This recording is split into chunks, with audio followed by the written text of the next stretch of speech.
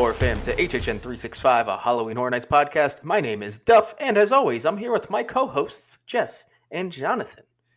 What's going on, guys? We're here. We have a lot to talk about. Yeah, I'm kind of scared at how long this outline is for this episode. How many pages, Jonathan? This is about 10 pages. Oh, boy. Whew, you would think that the entire event was announced at this point or something. Guess what? Both are. Whoa. Both domestic. We have international ones, we can't forget. Mm. But a lot of news, a lot of cool operational updates, I will say. Excited to talk about that. Some announcements we're not so excited to go over, but a lot overall. Before we get to any of that, though, check us out on social media. That's Twitter, Instagram, and YouTube at HHN365, our TikTok at HHN365pod, our Discord, where we talk about HHN year-round, and especially right now, obviously. That link is in the description. Check out our merch shop at HHN365.com. We'll get something up there pretty soon, I think. And our voicemail, that's 407-906-4134. And on today's show, we have a lot of shit to talk about. That's how we'll put it. There's a lot. There's announcements. There's press releases. There's a lot. But we're going to talk about the most important thing first, at least in the 365 world. That's live trivia. August 23rd. That's going to be a Saturday. The Saturday right before the event begins in Orlando. Half Barrel Beer Project, just down Universal Boulevard from the Universal property. We have exclusive food menu, exclusive beer, and separate exclusive drink that's not beer if you're not a beer drinker, so be ready for that. Prizes, costume contests, we go all out. And this is going to be the biggest one yet. I have good news. I found a way. I didn't find a way. Half Barrel assisted us in finding a way to get even more seating than we thought we had. Mm-hmm. So, plenty of seats. If you've come before, you know this thing packs out. So make sure you get there early if you want to guarantee yourself a seat. You better be there before 7 because this event begins at 8 and at least an hour before it's going to be slammed. So especially if you have a large group, get there even earlier. I am happy to say, I don't think we've said it on the show yet, we are going to assist with the seating process and have actual seaters. So we are maximizing our space and make sure that everyone can actually fit in comfortably. So we're really excited about how operationally this should work this year. Very excited about the food menu because these items sound phenomenal. Like you aren't ready for some of these presentations. No. Mainly one, but no, the video you sent yesterday, it actually kind of scared me a little bit. I'm more alarmed for this item. We have an immersive presentation. Actually, we have an immersive food item too. There's a lot of fucking cool shit. Just we are as immersive as HHN 34. Hey. But again, Half Barrel Beer Project, Saturday, August 23rd. Come join us. We're going to celebrate the event and enjoy some trivia.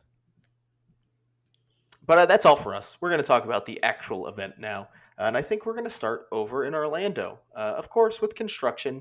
And Jess, you're the one who spent the most time in the parks this week. Do you want to talk about it? I know. I was off this week. It was lovely. I got to be at the park before it was ungodly hot outside. I got to see a lot of other creators, so that was fun. Mm-hmm. It felt like, I told Mary this, it felt like back to school shopping a little bit. Oh, yeah. Like where you see some of your friends at the store and you're like, oh my God, so what's your homeroom? Like, where are you going to be on opening night? And then like seeing other people who like you maybe have only seen online. It was really fun. But the park every day, I can't keep up. Like I shot a video on Tuesday and by Wednesday it was outdated. Mm-hmm. So, where do you guys want to start? You want to start in the front? Yeah, go for it. So we have not one, but 2 trusses now at the front of the park. The first one is much smaller than any of like the neon sign ones, but it's right smack dab at like the entrance gate of studios, which we haven't had one there as long as I've been going. Oh, I was there last year. Not the same spot, was it? Yeah, it was the speakers. Oh, damn. I thought, I was thinking that the skinny one was gates and that the other one was the neon sign. I was like, maybe we're getting 2. Yeah. Speakers. Damn. Speakers. However, I thought you were going to something else. There's like a set of trusses in front of the main truss. Oh, yeah, there's 6 trusses at this point. I'm sorry. There's not just 4. Yeah, those are also speakers or lights, or we don't know yet? I don't know. I mean, they've told us we're getting conservatory gates. Maybe that's where those will be. Oh, that would make sense. See, I thought they were going to be on the tall, skinny truss. That's why it was like neon sign at the top, gates at the bottom. But this is right in front of it, so it would make sense. Could be. Damn. We are on Trust Watch only in Origins right now. Trust watch. Everything else is not a trust anymore in the event, but this one we will allow. A lot of trust work going. Oh yeah. We also, I think last time we only had 2 of those like mausoleums in Origins. Now we have all 4. We did.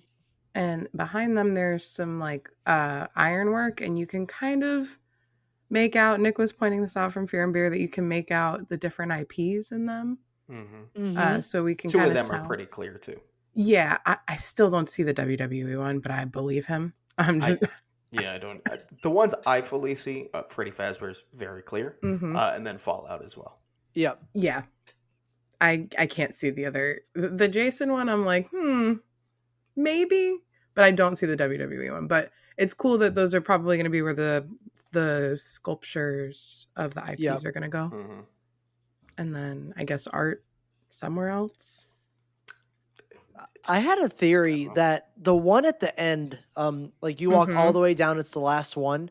It has the ironwork around it. It doesn't really have a section like the others. It feels almost separated from the others. There's no like big, conservatory like stained glass around it. It's almost separate. So almost like my theory is that there's like a statue there, but it's like I think it's art, because the way the ironwork looks, it almost looks like a clown, but like the statue is almost like broken or something, or like something broke out of it, and maybe like art walks around that area.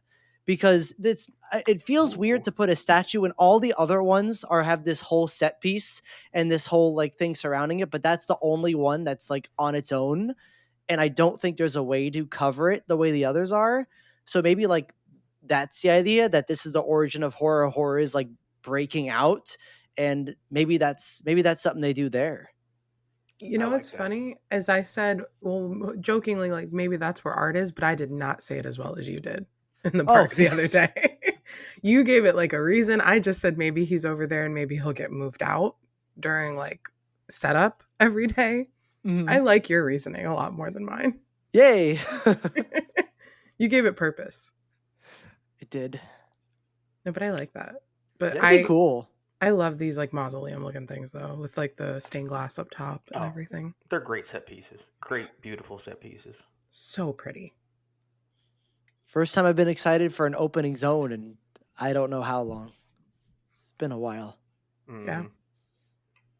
I think that's it for Origins 4. Yeah, it sounds like it. All right. So we can go over to Hollywood, I guess. The 4 stages are still there. They just have a lot of vine work and foliage on them now. Same with the gates. But we have the first sign of bodies and tarps over the bodies on all the stages as well. Would you say maybe that it feels like the stages are like, or at least one of them is like too overgrown? You talking about the main like balcony one? Yeah. It is like fully covered. Yeah.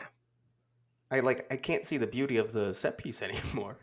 It was kind of giving Seeds of Extinction yesterday, I think, when I was there. I was like, oh. Yeah, basically.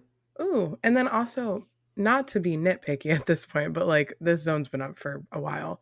The chairs on that one, they look like patio chairs, where everything else looks like a big like masquerade like showpiece.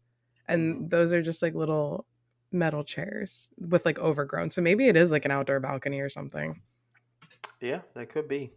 I will say, me and Jonathan were just there, and we were saying maybe the vibe is that this is, obviously we've kind of talked about this part before, that like this is kind of an extension of the conservatory still.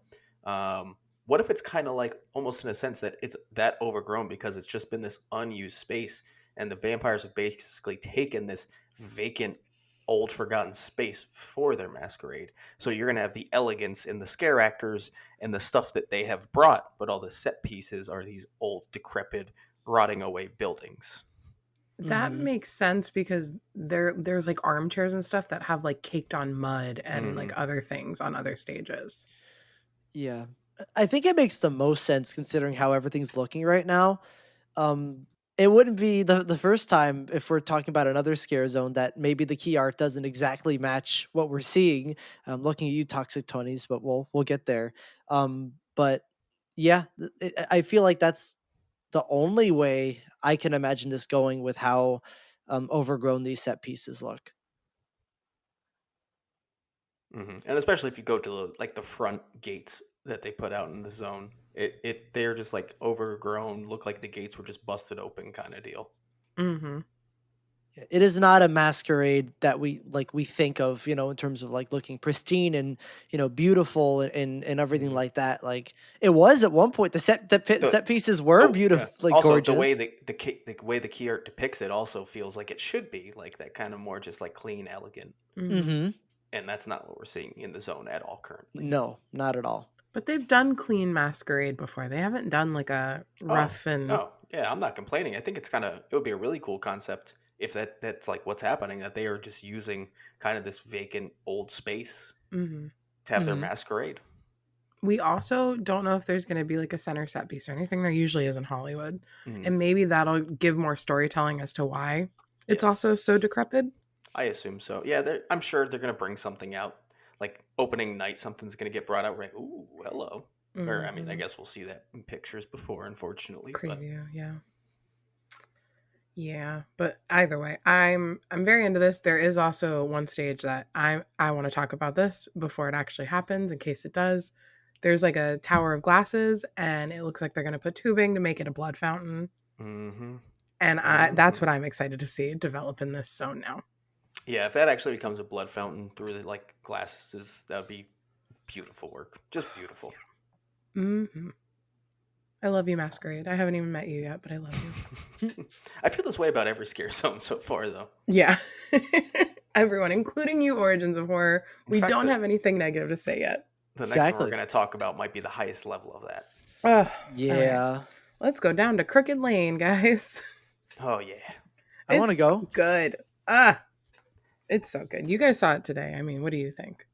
I mean, come on. Obviously, you've known there's been a lot of detail. This is the first time I've seen the house kind of at its, I don't want to say completed form, because I'm sure they're going to add some stuff, but like looking like it could be complete and it could go it as a showpiece today, right? And wow, they like, you just thought it would be a house, like the structure of a house, and then they just kept adding shit. The fucking extension of the porch with the cauldron, the fucking like side yard with like a shovel, like someone dug a grave, which it looks like there's going to be something coming out of a hole in the ground too. There is a door for an actor. Yeah. We were snooping around back there. We didn't touch anything, but there is a door for an actor. So the questions of, wow, is there going to be a show moment on this? There's going to be a few, it looks like. Yep. There's some triggers on the, on the house that you can see now. And I mean, when Laura Sauls said that we understand that last year's Scarezones weren't received well, or something around those lines, and they said the reduced Scarezones of last year are no more. This zone is almost a perfect example of that, because not only do we have Central Park, but we have this whole other extension that not only is just like a set piece, but is gonna just seems like it's gonna do so much more with the house, all the different things it can do on it, the little mini house that you're gonna go through, which is like I think the cat beds or something like that. Like this zone looks absolutely phenomenal, and it's so hard not to be hyped for it when you walk through. It's everything you love about Halloween Horror Nights, particularly Halloween, with cats, and it's funny and cool and awesome. Yeah, and it's kind of gross with like the hairball and like the milk that's everywhere, and like I don't know. And I feel like you probably have this later in the 10 pages, Jonathan. But Laura in the article says that they're considering that like cat bed area like a mini house moment. Yep. No, that's basically the only extra thing besides the IP houses. So we don't even have to go over that. That's perfect. There we go. Yeah. So like there it is, and that's just, it's so cool. This is. I'm so excited for this year, and this zone in particular makes me so excited because it's just an example of taking things that we had before and expanding upon them and making them so much bigger and better than they used to be.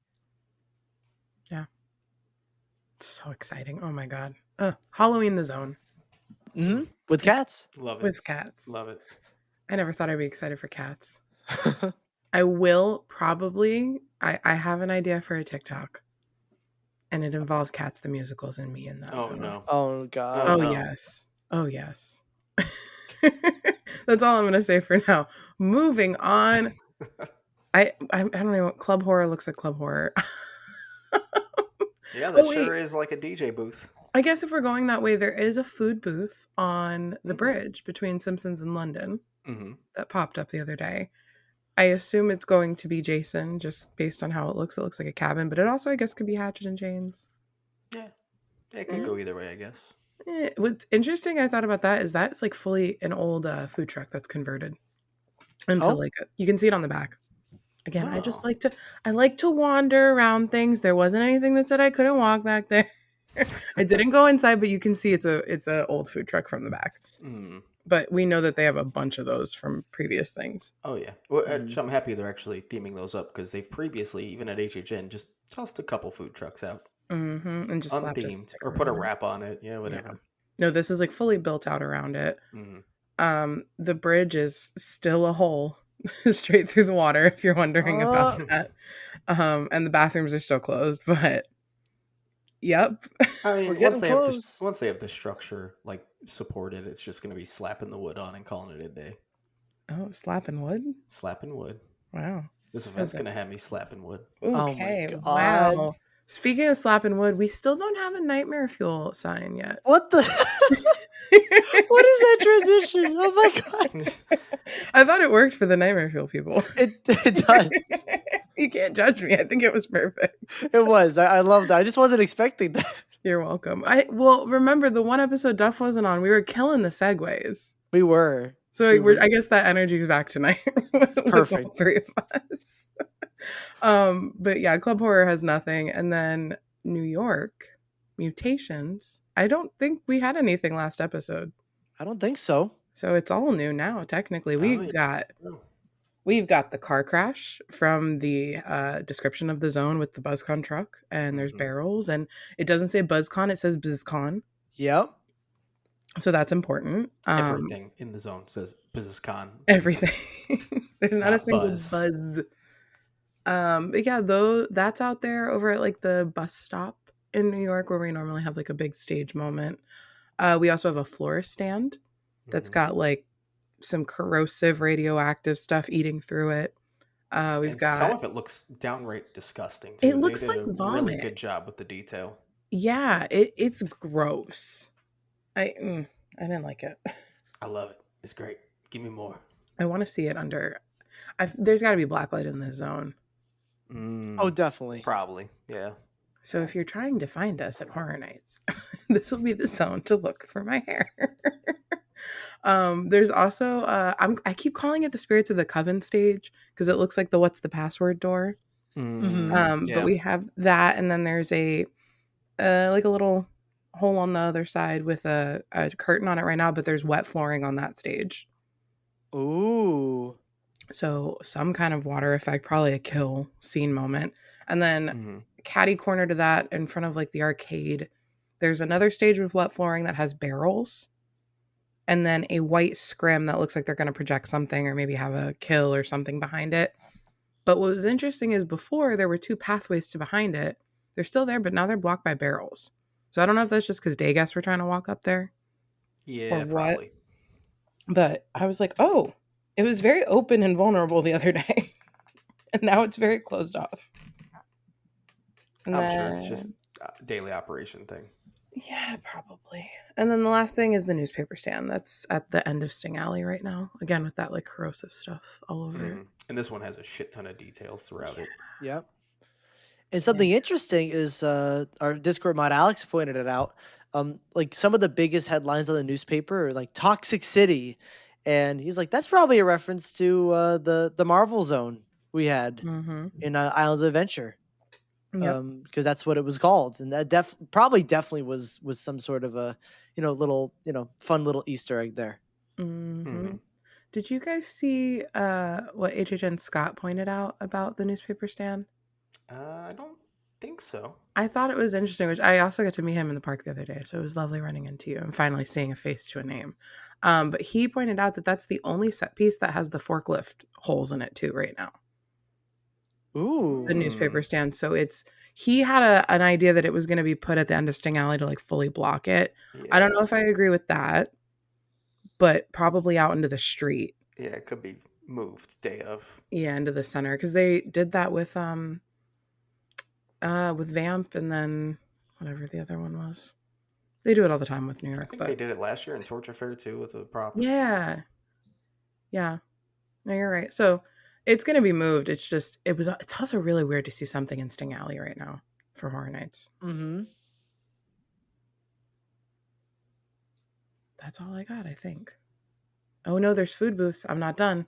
Yeah, they're oh Oh yeah. my God. I almost went, yeah, I think you're right. No, Nope. very much not. Nope, there's too much going on. So we also got food booths, as we mentioned, the Jason one. Over in Gramercy Park, we have a very obviously themed Fallout. It's the vault door food booth, and then right next door to it, we have the Firefly Funhouse with like the actual Firefly Funhouse logo on it with Abby and Mercy. So cool. I didn't get to see it with the sign on it, but just again seeing something with a WWE reference in a Universal Park is like sending me into a panic. And then the other two are we have the Clown Cafe from Terrifier, and then what people keep calling Jack, which I think is so funny. This poor clown from the Terrifier Funhouse facade is forever going to be called Jack the Clown in Orlando. Please, I'm my own clown. He needs his own name. He's Joe. Joe the Clown. Hey, Joe Joe the Clown.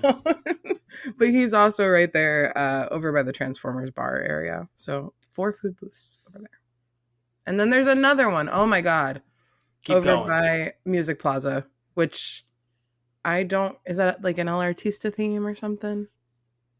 I can't remember. Maybe just like overall Gothic. vibe. I think it's just like like every year, you know how they have a Conservatory. couple just basic themed booths to the event. I think that's all it is. There we go. And it kind of also looks like a castle at the same time. So Yeah, it Gothic. does. Gothic. God, I'm exhausted. This is like the 4 Murdy tweet segment last week. Yeah. Also, cool detail I like about the food booths. Even the IP ones have like vines growing over them to fully bring them into this event. Yes, it's really cool and cohesive. Mm-hmm. It's so smart because usually, like, even when there's food booths that are themed really well, there's always the IP ones always stick out like a sore thumb. But by putting the vines there, it's such a simple way to say it is tied into this year's event, into the theme, and it's not like just random. Oh, here's Fallout, randomly. Like it fits really, really well, and I really appreciate how well they're trying to make this year, like they said in every single interview they've had, immersive, because it's definitely very immersive right now, and the event hasn't even started yet. Mm-hmm. And cohesive. Yeah, we need a shirt that just says immersive and cohesive. HHM34. Yes. Shit, they might have one. They might have. And the way they're releasing merch at this point, I wouldn't be surprised. Was that a segue? Ha ha ha. They released merch and they gave us a look at like most of the IP merch, if not all of it, for the year. Mm-hmm. We got fed this week, that's for sure. Yeah.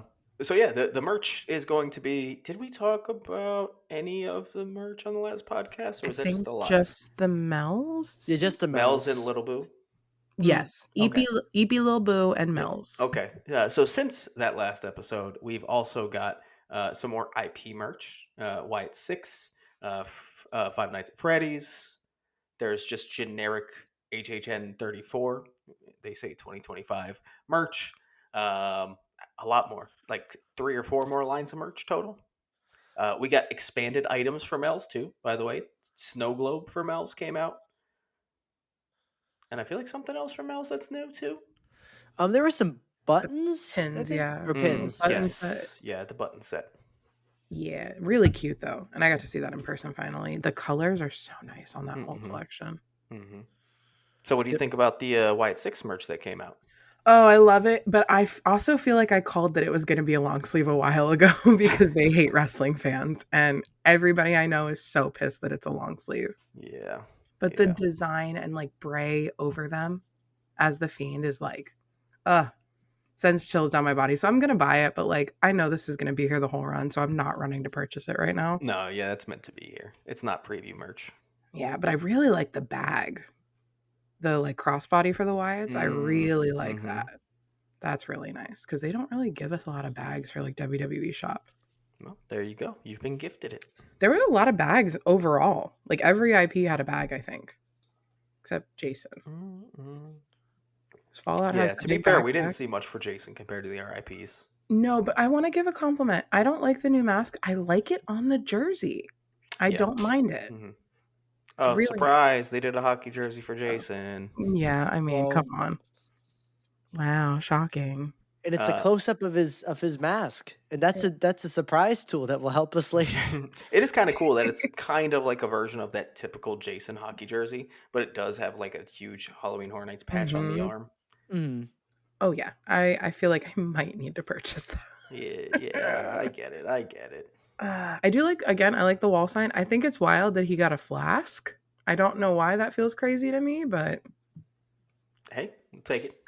Yeah, I'm not mad. What is crazy to me is I wonder if it's an exclusive or they just got like stock for it, but Five Nights got a lounge fly of Freddy.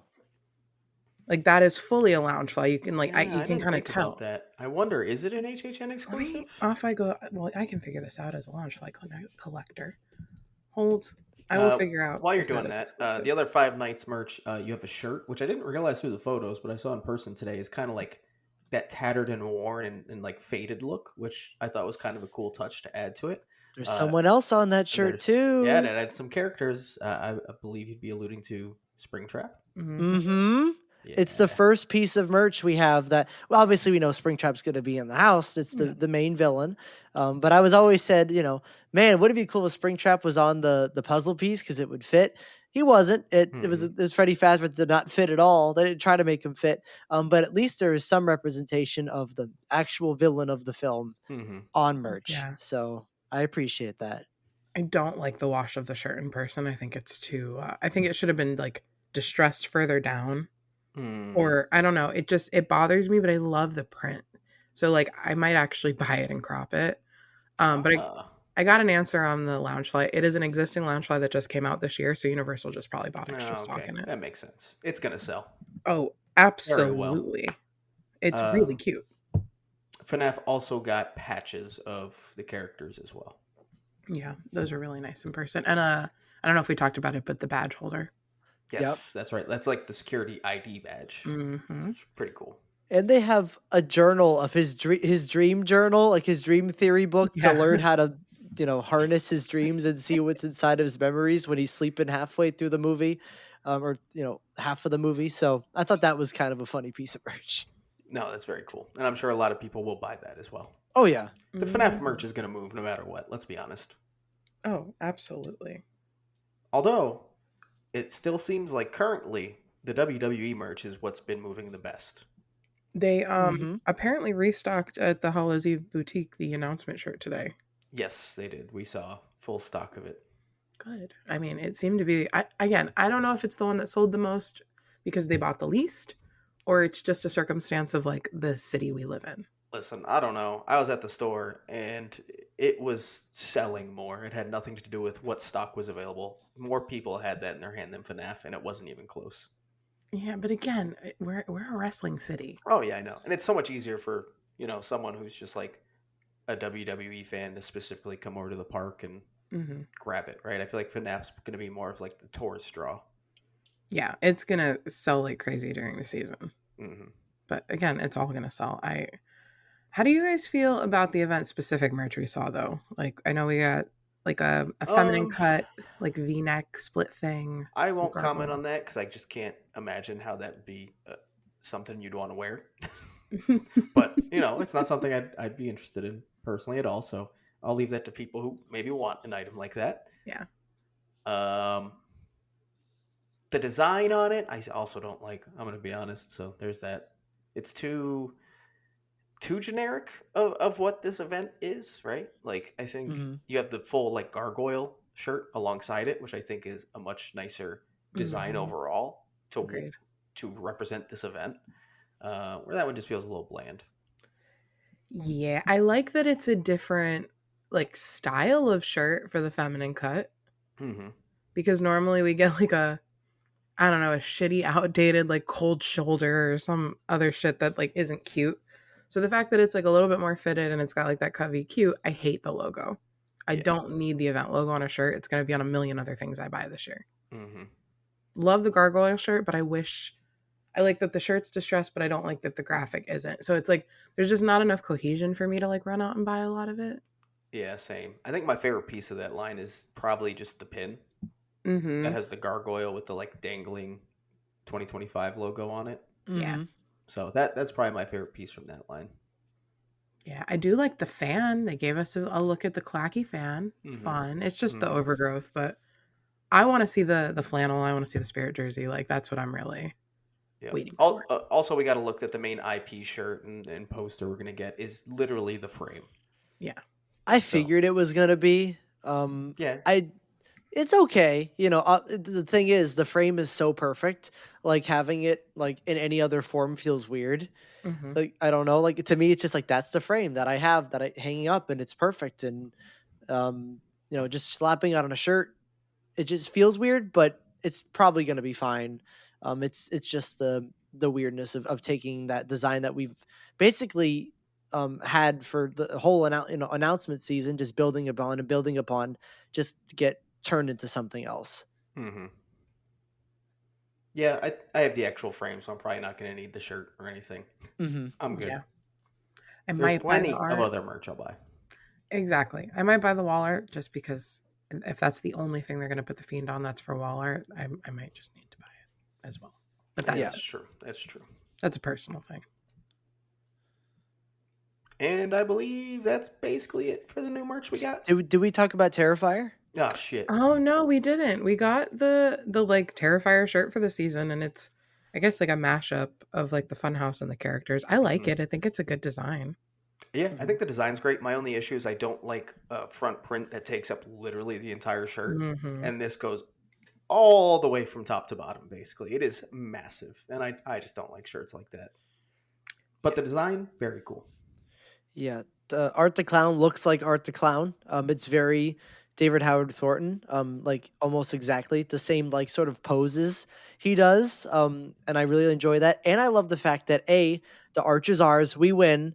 And second of all, on the arch, it has "Art was here" written on it. And I thought that was like the best touch. I'm like, damn, I might have to get this shirt now because it's like such a fun little detail. No, all the Terrifier merch is really cute. Like most of it, I like the headband. I think that's adorable. I was not expecting like a little character headband with like a full cleaver sticking out of it. Like a bloody little cartoon cleaver. There's a bucket hat, which I guess if I was going to put my money on one IP having a bucket hat, it was going to be Terrifier. Yeah. It makes sense. I'm not going to buy it. I'm not a bucket hat person, but I know people that are. So excited for them. I think it's reversible. I think one of the sides is very simple and looks good.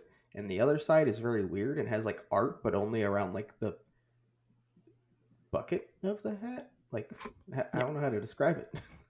Yeah. But like there's art around one section and everything else is not. And it just looks very broken up. And That's ugly. a good point. But the other side looks good. Good point. It's just like a repeating pattern and it looks cool.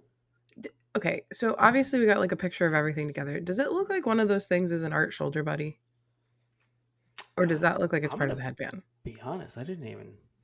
Because that looks like an art shoulder buddy to me. I'm looking at the pictures. I think it is. If not, it's a little plushie. Very interesting piece of merch. A little art shoulder buddy. Also, a set of art shot glasses. Ooh. Oh, one thing about the art merch that somebody pointed out. I wish I remembered who. This is just the AMC bucket from the third film. The popcorn bucket. Is it really? It's the same one. Oh. It is the same one from AMC. So this is either overstock or they were intending, because we'll get to it, but the house has been in production before the third film came out. So either they are already planning and they bought their own stock and just were like, cool, but I don't know. But it's the same one. But I think that's an art shoulder buddy. That'd be interesting. I might have to get that. I think would sell really well. I really might have to get that. I don't know. It's really cute. Maybe that's my tiny microphone friend for the season. Yeah, there we go. Speaking of merch, do we want to get into where the tribute store is going to be located this year? Yes, we do. Yeah. Basically, with the release of this merch, they basically, they had a whole article come out with all the different pieces of merchandise. But at the bottom, it said resort guests can step inside the remains of the abandoned Museum of Antiquities in this year's all new Halloween Horror Nights tribute store, which will take over the Sahara Trader store, which is also known as the Mummy store, and the arcade in the New York area of Universal Studios Florida. Guests will enter the highly themed retail space through the main atrium of the museum and venture into the decrepit exhibit halls where an ancient evil was once unleashed and may still be lurking in the shadows, while shopping for the latest Halloween Horror Nights merchandise. So we have official confirmation that the tribute store is moving into the Mummy exit store and the Palace arcade. Mm-hmm. How do we feel about this?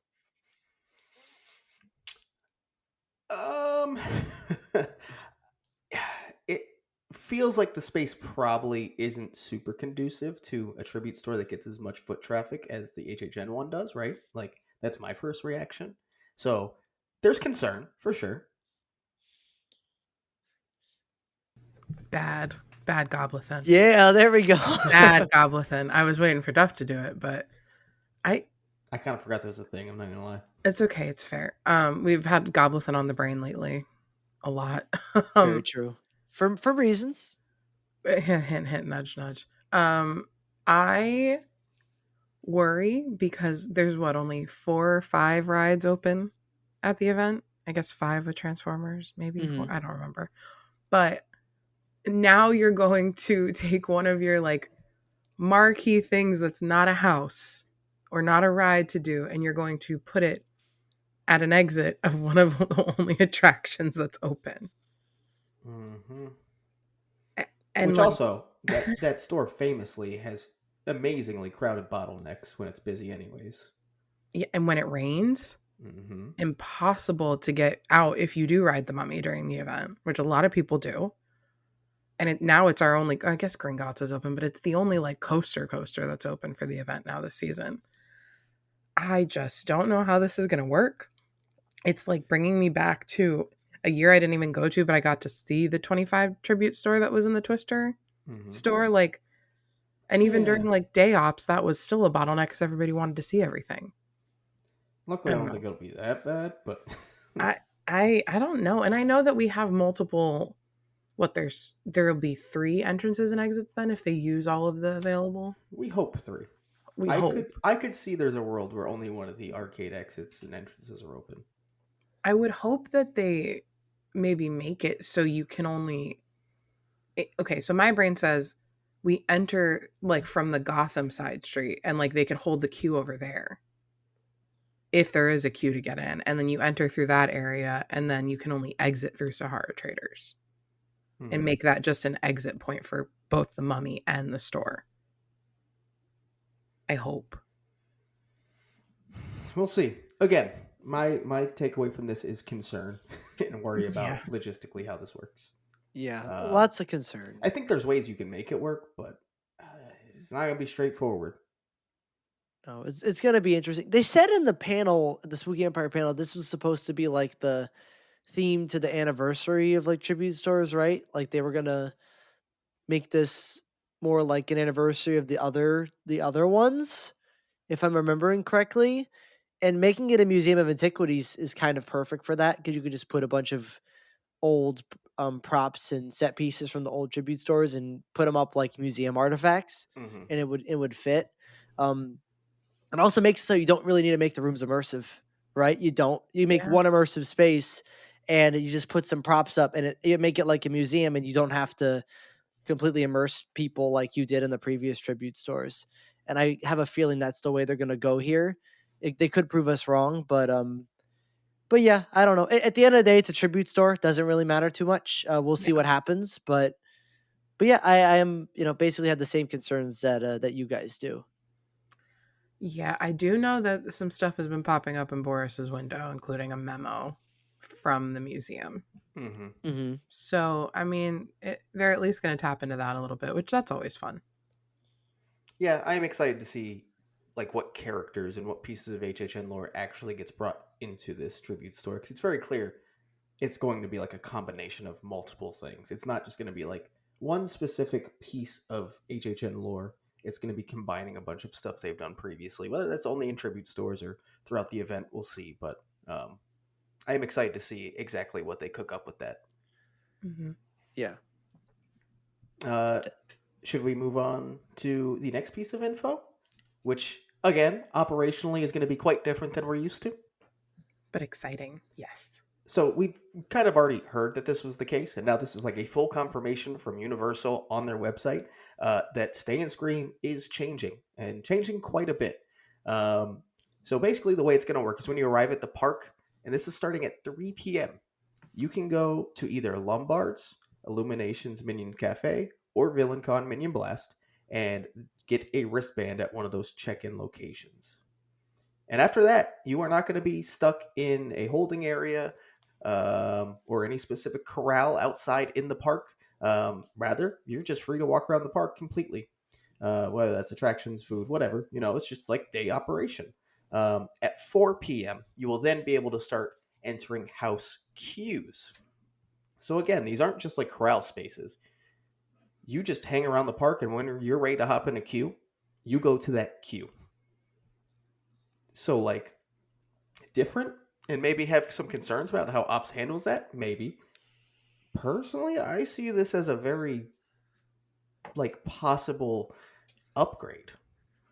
Because, A, there's not corrals all over the park, creating chaos for day guests to get around the maze of, or even if you're just trying to get to a specific holding area. Like, sometimes it was, like, really a pain in the ass to wrap around the others. It's not slowing down day operations at all. And then when you want to hop in a queue, you get in that specific queue. Hopefully, maybe with the way things are set up, maybe some shade as well. I don't know. I don't really see anything negative about this outside of the fact that it might be a shit show because they're not used to it at first. Yeah. I don't know. I like this. The only negative I see is the transition and like how they have to be very vigilant with like the bracelets and stuff like that. So it might get annoying, obviously, for like people like us that are used to just scanning in and going, but like it works for Disney for like Not So Scary. All of their ticketed events, this is how they operate. This is how like Hollow Scream operates. This is how a lot of other haunts do it. Obviously not to this like level, but I think it's going to work because a lot of the issues like we would find in Stay and Scream is like we're stuck in one area and maybe we don't want to get in line for those houses, but we can't go anywhere else. And then like maybe your friend's stuck somewhere else and they won't open the barricades until everybody's swept from the back of the park. So we don't have to wait for people to get swept, but like they're going to have to like go through the bathrooms and like be annoying and be like, everybody show me your wristband in the bathroom, because that's where people are going to hide. Mm-hmm. So I'm excited for this because I felt very unsafe multiple times in New York last season and then the year before as well in Stay and Scream, just in case something happens with all of those lines snaking through. Like, you don't know. I don't want to get trampled. Yeah, if there's an emergency where people have to evacuate, that would have been something. And like if it rains, we're not all stuck in like one area like Finn's. We can go to any gift shop, any restaurant will be open, like anywhere we want to go. Like for somebody with anxiety like me, I see no negatives. Let's be real. We'll be in Finn's still. Oh, correct. But like it won't feel like everybody has to be in Finn's now. Yeah, exactly. Yeah, don't remind me of the 32 opening night where I was in a holding pen and getting poured on and couldn't do anything. I was like planning to record, like to make tweets or whatever. My phone got so drenched. Like I was just stuck there the entire for like 30, 40 minutes getting the monsoon falling upon me because I couldn't exit. I'm like, well, my charger decided to not work anymore. So I'm not going to be touching my phone because it's going to die. So that, that for that reason, I think this is a good change. I think for people who aren't planning to just go straight to a house line, this is an amazing change, like absolutely amazing, not having to stay in one specific area. I'm worried how they're going to handle the house lines because they can say the house lines are open at 4 p.m. They can say you can't go into a house line until 4 p.m. That will not stop people from creating a line on their own. And like outside of whatever gate you're going to enter. yes, and they will create the line, and they have to figure out a way to manage it. They have to accept that people will do that, especially on opening night. I will be in a line that will be created, by guests. That's just how it happens. Because when you don't have express, when you need to, plan for opening night or for any day, you try to hit the biggest house first, Five Nights at Freddy's, Terrifier, something like that. And everyone has the same idea. Every guest there, and they're going to create lines, and it has to be managed. If they can't manage that, it will be a shit show. And that is what I'm worried about the most. The only benefit of how Stay and Scream was used to work is that everything was managed. You had the Stay and Scream line to get in, and that was the only line that was like created by guests, but they still ended up like managing it.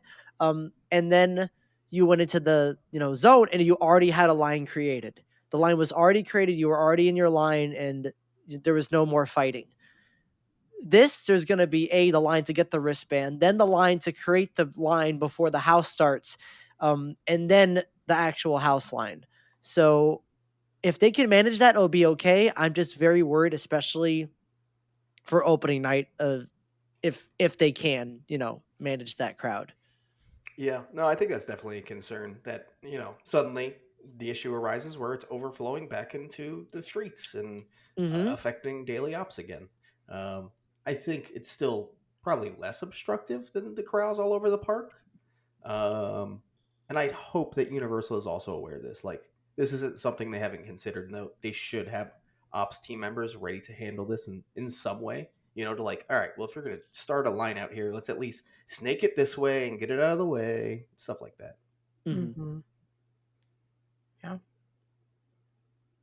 And I can tell you, I'm very happy to not have to, in a panic at 5 p.m., decide which corral I'm going to be stuck in, or which holding area I'm going to be stuck in. It's like, I don't know where I want to be tonight. Now I just get to freely walk around the park. Like, you know what I feel like doing at like 5, 6 o'clock? I'll just be, all right, this house. Yeah, let's go. And like for me, I work in the middle of nowhere, and I'm trying to make it to Stay and Scream. I feel like there's less pressure on me to like know where I'm going at 5 o'clock. I just need to be in the gate. Just get it. Yep. And then I'll get my wristband, and I'll be like, all right, where are you guys? I can go find my friends now. So the downside is going to be for ops. I don't think we're going to have to worry about any of the negative effects of this change. Yeah. Yeah. Again, on my side, outside of operations having to handle new things like this, I don't have a negative at all. Yeah. But that's probably it for Stay and Scream. I guess we're excited about that. Should we get into kind of what's the meat and potatoes of this episode? Surprisingly, not the announcements. Yeah. This is really exciting. Basically, I think it was yesterday or the day before. Hollywood Reporter basically made an article interviewing the main heads of HHN and Orlando and Hollywood, basically giving detailed information on all the houses, kind of for both coasts, or all the IP houses, just those. And we have a lot to discuss. Duff was right about this being the bulk of the episode, because this covers about 8 pages of the outline, because they said so much stuff for both coasts. We're going to be jumping back and forth. We're going to be trying to make it as easy to swallow as we can, but there is a lot to discuss. But before we get into it, something to note that's very important is that there will be spoilers in this. They give details about every single IP house, things that are like actual legit spoilers, like scenes, the way a house is divided. WWE, they go into how they're going to, tackle that. And if you don't want to know anything about the haunted houses, maybe skip towards the end where we get into Hollywood's announcements and sort of skip this portion. But if you don't care, or you want to just, follow along with us, then join us, because we're going to be going into everything the article had to offer. But there are legit spoilers here. Like, I'm not going to lie. Yeah, there are. There are definitely some. There are some. Well, do we want to kick it off with Fallout? Yeah, let's do it. Perfect. So again, I'm not going to completely read everything we have, but let's hit some of the points here. So the HHN teams were provided asset access to recreate the TV series universe. This includes full turnarounds, 3D models of the ghoul and his face, so the event masks are identical to what you would see in the show. Hell They yeah. have they have 3D Yeah. models of Walton Goggins' face. Hell yeah. This Jess is how is going to you go know. backstage and find them. No, this is how you know I made the event this year. Oh, that's I true. needed access to those 3D scans for personal reasons. We only have Fallout because this man exists, so I need Right. this. He's now the Walmart commercial man in my house, though. I don't know about you guys. No, he definitely is.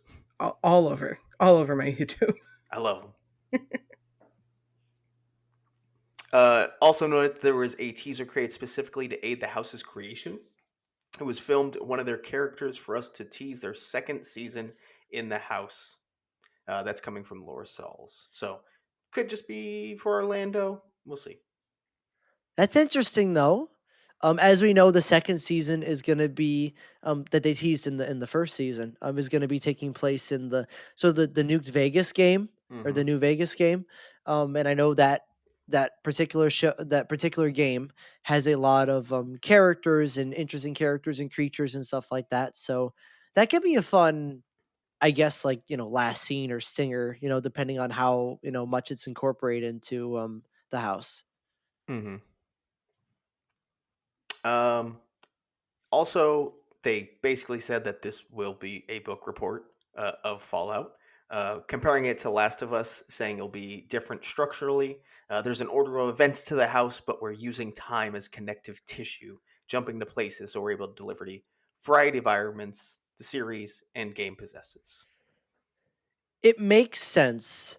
Though it is kind of funny to using Last of Us to like compare it. Like it's very different from Last of Us. A house that I think a lot of people really enjoyed.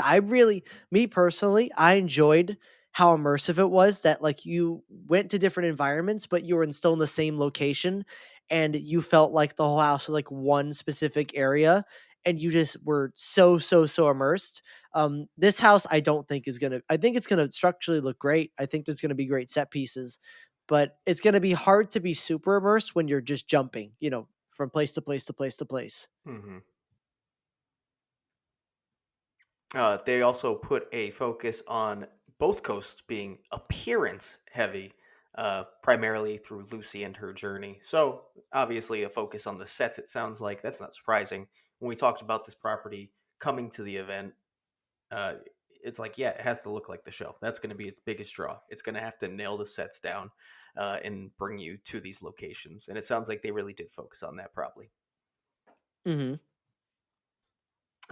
Also, just added, and I think we've kind of heard this if you added all the interviews together, that we're definitely going to see the Ghoul, Maximus, Rad Roaches, T60s, and Raiders, of course. The most exciting part that's fully confirmed here, it's set to 1950s inspired soundtrack. One thing that Fallout had to do was nail the music, and it sounds like they're going to go for it. They're going to give it a shot. This one line, like, skyrocketed this up my hype list. Not that much, but like comparative of what it was, because I was kind of worried because music and HHN are interesting, of what songs they actually can choose from properties, what they're allowed to use, what rights they can get, stuff like that. But I'm very happy that this is going to be a part of it because the Fallout soundtrack for the TV show and games has not stopped playing in my home ever since we started doing our HN homework and watching the show again. It has been on constant repeat, literally every single day, preparing for this house. So I mean, this makes me really, really, really excited. Yeah, definitely. There were two things, and we just hit them both. Sets need to be there. Music need to be there. All right, they're going for both. Good. I'm happy. Yep. Orlando's team also hypes traveling to Philly and the battle between the Ghoul and life-size T60s. Makes sense. For the Hollywood House, Murdy says event goers will get to experience stepping out into the wasteland with a big cyclorama to make it feel endless all around and convey that post-apocalyptic horror. Now, What is that? What does that mean? cyclorama. It's like the curved kind of Oh, like theater screen, so you can like get more depth that's not actually there. so Stranger So it's an Things illusion 2? of depth. That's exactly what Jonathan said earlier. So is it like Stranger Things? And I was like, hmm, yeah, you made that not exciting. I'm sorry. But yeah, No, I'm not. we've literally seen HHN Hollywood do it before, and that's one way they did it. I Yep. guess you have to with I mean, you don't have to. You can figure out different ways to cyclorama do on it. its own, that's not a bad thing. It's more just Right. the previous execution. They can execute it way better. So that's the hope. Well, I Yeah. mean, so I also think then at that point they also kind of have that in the show in the vault, anyways. Mm-hmm. So like, Yeah, that's all that is. That's a big if cyclorama. they use it like that, where it's like it's part of it, and it's not him like. I know right now he's talking about it like to get depth, but like maybe that is what it is, and it makes sense. So I'm going to spin it positively for you there, Duff.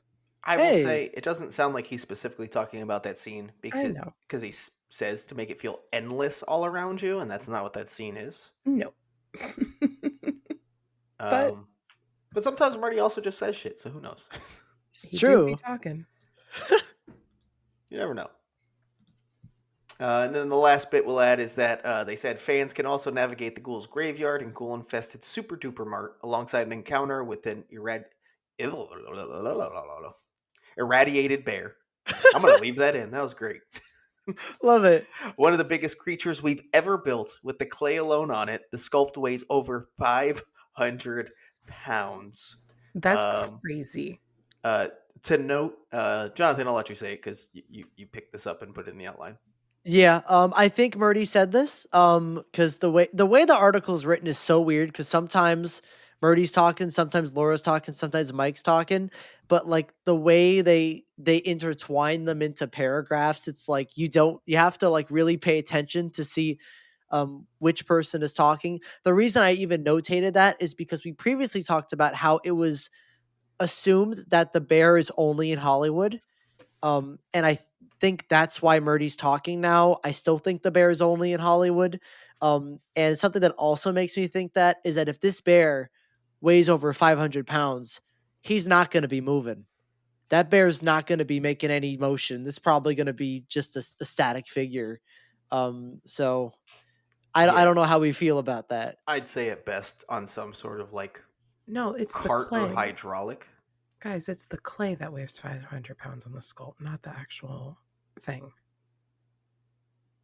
Is what he's saying. So like before they Oh, so like the set piece. Yeah, it doesn't Oh. weigh 500. So the clay on the sculpt is just that whatever the artist that was sculpting the Yagwai bear, the head or the whole thing was 500 pounds of clay. Oh. That's not what. So what they do is then they make the negative off of that, and then they run it through foam latex or whatever they're going to use, and it's significantly lighter. It's not 500 I pounds. see. That makes sense. It's a very confusing the, statement. The sculpt, the original sculpt of it, 500 weighs pounds over of clay. 500, and then they, Yes. okay. See, this article's hard. Well, that's why we have so many minds on this show, because at least somebody knew that. Yeah, it's true. Why am I here? We're all here for different reasons, stuff. Okay, that's my You reason. couldn't even say irradiated. I can't say that. I still think the bear's just Hollywood, though. It has to be at this point, because like it also this article very much read to me like, well, yeah, they got that, but look what we got, and it's like Murdy going, yeah, but they got that, but look what we got, and then Mike and Laura come in and they're like, but we got this. And why couldn't both coasts just have everything? It's weird, right? Because the bear is like one of the first big, if not the first big creature that you see. One of the only ones in the show, frankly. Yeah. So like the fact that you're not going to have it on both coasts, or maybe like, I don't know, because they also keep hinting at Orlando's T60s to be like legit and everything, and Hollywood's maybe not so much is how it's reading to me. So maybe that's where our budget went. I still don't see how Orlando completely omits it from the house, though. That just would be such a weird design choice. Yeah, I agree. I don't know. Well, the thing is, Hollywood's exclusive. No one's going for those, so they have to find some way to get people to Hollywood. So the trick was to give Hollywood a bear, and therefore people will go to their event. Now everyone will book a trip. Yeah, of course. There we go. For a bear. Okay. But yeah, that's all we have for Fallout. I can get into Terrifier to save Duff's voice from reading all. From reading all the points here. So yeah, we're gonna get into Terrifier on both coasts. And like Jess said previously, conceptualization on the house began ahead of Terrifier's 3's release, which I honestly wouldn't have guessed. I thought it would have happened after, but I guess they were just already prepared for it before Terrifier 3, which is kind of crazy. And will feature an onslaught to your senses that not only includes a litany of smells, bad and good, but an extensive effects that evoke the feeling of being showered in a symphony of blood. But we're not done with that part, because John Murdy for Hollywood says there's probably more of those types of effects created for this house than we've ever done before, which if you've done any Hollywood house, he sure loves a good water effect. And then we're continuing over in Orlando. For Laura Sauls says that Orlando event goers should not only prepare, but also consider taking the second ending to the house if they want to avoid getting wet. And then she says, our drip lines that we have above your head in our houses are usually about 10 to 20% in terms of like power. They're opening those up to 100%. They're over your head and there's a water blast coming at you from the side and it's all doused in red light. 100%? 100% compared to 10 to 20. You guys ever go to a splash pad as a kid? Mm-hmm. And like, it's not going to be like the dump bucket, but like, when like you're running under the structure and they've got those, I'm literally imagining it. It's like, it feels like a rain shower. I'm so scared, guys. I gotta say, this wet dry path sounds like it doesn't matter and you're just going to already be wet by the time you get there, so you might as well do the wet path. Might as well just finish it off. Yeah. R.I.P. Water. to anybody's equipment. The Kermit meme we made, like, honestly, me and my girlfriend, like, co-made, like, we both had a great idea for it, seems more and more real as they're getting closer to the event, because it's just a meme of like Kermit getting doused in water and doing like the ice bucket challenge. It's like, oh, that'd be funny. Imagine if that actually happened. And now with every single thing they're saying about this house, I'm like, wait, shit, maybe that will happen. Yeah, I liked it better when we were coping. Like, nah, it won't be that bad. No way. Right. Now we're just kind of like accepting that we're gonna get wet. We all have to do the wet path first time. I'm so scared for our camera. I'm scared for my shoes. I'm just gonna wear my Crocs. I've decided it's gonna monsoon anyways, so Yeah, like, that's true. It doesn't matter what we're wearing. Oh no. You know who I feel for? The actors. Well, they're probably not getting wet. I don't know, man. If it's gonna be that bad, at least the wet path actors or actor, we don't know how many are gonna be there. I feel for them. It's not fun. I was a lifeguard. Being wet for your entire 8-hour shift in any way, from like even just your legs or whatever, like, it's not fun. Yeah, for your position, Walking Dead scare actors. Yeah.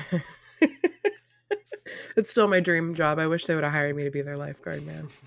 Listen, Art, if you need a lifeguard, I could be available for like a couple of shifts for an express pass or two. Oh, there you go. Hey, that's how that works. But moving on to this next segment, we still have so much to go. Oh my goodness. We have in the article, it says all that blood splatter will be in tribute to Art the Clown, who Murdy notes has invited us into this funhouse to view his works of art in a narrative that is not only a greatest hits of Terrifier, but a single setting with a narrative. I mean, I like it. We've kind of heard that this is going to be an original take on it, and this just kind of leans into that more, and we get to explore something we didn't really see. So I'm very into that. Mm-hmm. Yeah. No, I definitely rather them go this route than any book report of the films. So this is very exciting to me. Yeah, the films lack plot. Yeah. for me. So this is definitely the best route. Absolutely. And it also adds, in addition to the expected funhouse locations, fans will traverse the Clown Cafe food court and Art's bathroom for a sequence that's worse than it is in the movie, Murdy warns, along with a moment that embodies Halloween's revenge on Christmas and a tunnel of love, with Sauls teasing a gory and disgusting environment featuring decapitated swan boats. Okay. That's original. I don't remember that in the movie. That sounds fun, too. A little carnival graveyard. Yeah. Yeah. I love a good carnival house, and that feels like what this house is gonna, mostly feel like. Yeah. It's exciting. And Murdy notes that event goers can look up amid all that terror to find that Art has given his scenes fun names like Silly Saws and Naughty Potty made on little signs out of blood. And within those scenes, the house will feature Art's best kills from across all 3 films, sometimes twisted in even more disgusting way, notes Laura Sauls, but also some new, fresh kills that are in line with the horror icon style.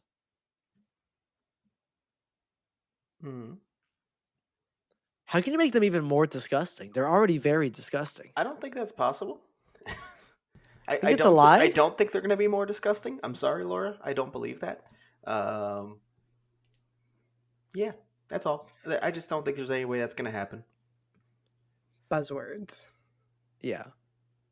Marketing. It is for a press release article. Like they are going to do as much as they can to promote these houses. Mm-hmm.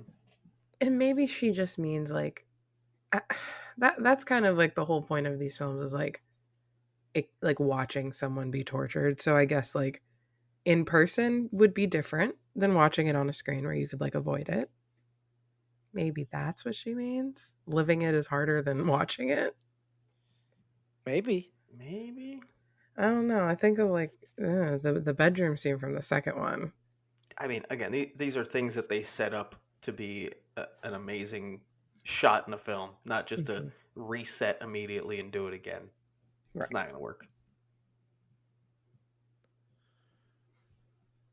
That's not going to work. It's not going to be more disgusting, I should say. Right. That's what I meant by that. Not that it won't work at all. Yeah. Love it. So we're now on to Five Nights at Freddy's here. And who wants to take on this one? Go ahead, Jess. All you. Okay.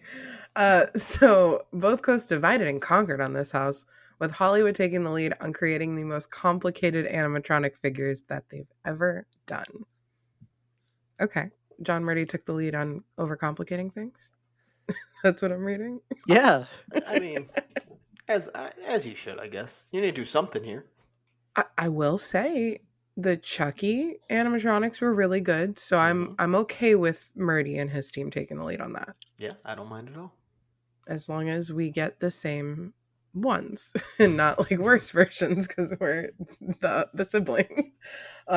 Some characters are fully animatronic, some are puppeteered, and some will move in a way that you think are costumes, which I feel like they've already hinted at. Laura said that.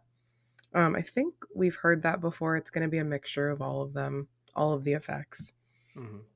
And then within the house, Murdy teases that HHN goers will see a fully animated Freddy Fazbear performing like he would in the movie or the video game, in a space that mirrors the textures, tones, the carpet, the pizzeria booths of the film, according to Sauls. In addition to the showroom, we're going to walk through the pizzeria's kitchen, the janitor's closet, and security room where there's a complete one-for-one replica. Okay. I hope so. That's like the main location in the games. Right. Mm-hmm. If you're going to get something right, it better be the showroom and the security room. Maybe Mike will be sleeping. Oh, maybe. Peter! Just yelling at him.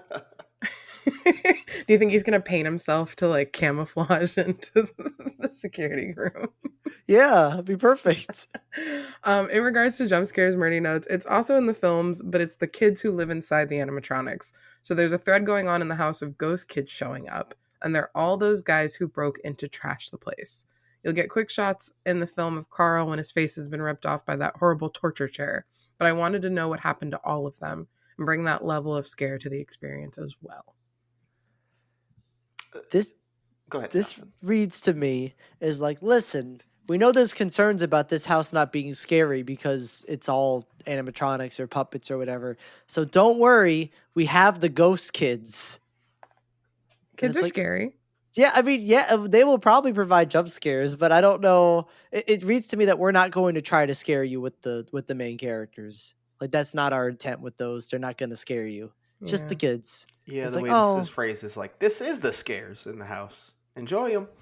mm-hmm. Which, like, yeah, okay. I mean, it could definitely be scary. That's for sure. Kids are terrifying. Run graveyard games? Like, shit. Yeah. That was the scariest. Well, no, the Smilers are the scariest part of the house, but that was the second scariest part of the house. I just wanted like the characters to scare me, the main ones. Yeah, well, if you're scared of animatronics, sure. Yeah, and also I feel like the scares. So we got the VR game. I haven't really played much of it. It's very scary, very scary. But I do think it's like the way you should play FNAF. These things are huge, and like the VR game really gets you like in that scale of it and how big they're supposed to be. If they're that big in the house, I can see not just me but you, Jonathan, being wrecked. Oh shit. I'd like that. I don't know if they're going to be like that, but like in the VR game, you're tiny. They're huge, man. I mean, I think 8 feet tall is what they are supposed to be. Mm-hmm. Yeah, it is. Whew. I really hope they have the movement to scare me because I want to be scared. I love being scared in these houses, especially from like big creatures. Like that's I love that shit. I'm just worried the way Murdy's saying the scares will be the kids. I don't like that part. I'm like, wait, no. Can the scares be everything? No, it's the kids. Okay. Yeah. But we'll see. We'll see what happens. It could just be once again, the article's written in a very weird way that maybe it was taken out of context. But we'll see. Well, I should have let you take the next one, actually, Jess. I could take this one too. Please, go ahead. So we got some information on the horrors of the Wyatt Sicks. And they said that Ailleo took the lead as well in the article, I think. Yes. Fully. Shocker. Right. As he should. But he also teased this being a haunted house experience that recreates the entrance as if you're walking in the footsteps of the cameraman of the Wyatt's debut on Raw last year. So that one-shot horror movie. Mm-hmm. In Orlando, you'll venture through what is this word? I don't know. I'm going to be... Where are we? In the second bullet. Oh, derelict? Okay. You'll venture through the derelict and abandoned Firefly Funhouse featuring remnants of The Fiend's influence before being surrounded by imagery of WWE media taken over by Uncle Howdy before you dive into the minds of the Wyatt Sicks. Scary monsters and characters are promised in various environments, such as Abby's witch hut, where she can crawl all around you, teases Sauls. Can she, though? We've never been in these environments in like any of the Fiend's promos or anything. We were only in the funhouse. Abby and all of them, they didn't have their own places. Mm-hmm. So this is really exciting to me because there's a move that the Fiend does called the Sister Abigail, where he kisses you on the forehead and then he flips you and then he pins you and he like crawls on top of you. So I can imagine that's like, this is that homage to that. Is Abby's witch hut because it's named after her. So already Easter egg, ding. We also human victims are pecked and consumed in Huskus the Pig Boy and Mercy the Buzzard's realms, alongside Rambling Rabbit's spiraling Tea Party inspired dimension where their mouths are sewn shut. Oh, so cool. And if Rambling Rabbit was killed by like the Fiend or Mercy every single week in the promos, so. Yeah, he's gonna be tortured. Oh my god, this is so exciting. We will include new characters unique to the house and a ton of Easter eggs for WWE fans within environments that live and breathe the same level of textures that exist in the ring, says Ailleo. Do you know how exciting that probably was for Ailleo and like Ramon to like get to basically add on to this existing lore and create exclusive original pieces for it. It's gonna be so good. It's gonna be great. This is Horror Nights. Everything they are saying in this article, if you still weren't convinced, all these locations, everything, this is Halloween Horror Nights. Like, it's, how can you not be excited for this after reading, this little article here? Because everything they're talking about is just so horror, and they're not trying to hide it. They want you to know that this house is going to be like weird as hell, but also disgusting, but also scary, in every way. Yeah, it doesn't have to be top of your hype list, but like you got to have some faith in it now, right? Like you got it. Yeah, and like that's the beauty I think of doing the Wyatt Sicks, is like each one of the characters represent like almost a different type of horror. And so there really is something for everybody amongst those characters if we are experiencing their domains, which we are for the first time. So it's not just a wrestling ring, and it seems like we're not even going to step into a ring. It's just gonna, I can assume a scene with like the crowd chanting and like maybe flashing lights and stuff like that, but we're not going to get a wrestling ring, is what they're saying. A WWE approach. But you want to talk about a place where we are probably going to step into a ring? Oh, Hollywood. Because Murdy also gave us a little bit. Murdy's take is partly inspired by seeing the wrestlers of the early 70s live, mingled with the creative universe and cinematic storytelling approach of Bray. Fans are greeted by Uncle Howdy at the Wyatt compound, this bayou in the middle of a swamp, and an environment I've never done at Horror Nights with fireflies that will feature music as part of the entry. I would assume that would be the new theme recorded by Code Orange. Throughout the house, there will be inspirations, set pieces, or more tied to Bray's rocking chair, the cave Uncle Howdy said he brought the Wyatt Sicks from, the Uncle Howdy sessions, and Bray's lantern. So literally a book report, if he's watched the documentary, I feel like. I'm sure that was part of his homework. Yeah. It's Murdy. This is what we were expecting. And lastly, we use that whole idea of follow the lantern and follow the light of the fireflies to take you to the supernatural realm of the Wyatt Sicks, says Murdy. And every scene you're going to see that lantern, and it keeps showing up in different ways in different locations. Okay. I will say, very different. So we're going to get two unique takes, that's for sure. Yep. Yeah. Definitely. I always do appreciate that, because you never want to go, when you're Orlando or Hollywood and you go to the other coast, you never want to see the exact same thing. Especially from Orlando to Hollywood, because if it's the same treatment, it's just going to be worse at Hollywood. And just in terms of budget, it's just how it works. It's just Hollywood has less budget. It just is what it is. So if you follow the same everything, like The Weekend After Hours Nightmare, that's a good example. Same treatment, same flow of the story, just less money. So when you do something completely different, all of a sudden the budget plays less into the equation, and you start going, man, this is unique. I didn't see this in Orlando. I'm more interested in this. It could not work. It could be a take that doesn't work. But I always appreciate the attempt to do something like new and not just follow the same story. Yeah, I will say, as someone who has kind of only seen, or my main knowledge of this is through the documentary, kind of like just following through how his story went. I don't hate it. Like, I'm cool with it. I'm very excited that we actually get to enter in that swamp, kind of like his start as Bray Wyatt. It's cool. I think that's clever. Yeah, I wish I was gonna go to Hollywood this year just to see this one and Jason, honestly. But just because I like a book report for this for Murdy, because it seems like he still wants to at least honor the legacy and do it in the best way he can, and it is a book report for him. So I will give him props for that. But also, this is the official confirmation that we are starting in the swamp. Kevin, thank you. Ding, ding, ding. Jess got one. I'm just going to take that, and I'm not going to Hollywood, so you got to come out to Orlando so we can take a picture. Yeah. Or we just need whoever goes out to Hollywood this year, take a picture, and we'll just put me in there. Yeah, that'll work. Either or, but I got one. I'm on the scoreboard. There we go. Well, speaking of Jason, our next house is Jason Universe. And Duff, if you want to take this one, I will take the blunt of doing the Hollywood announcement next.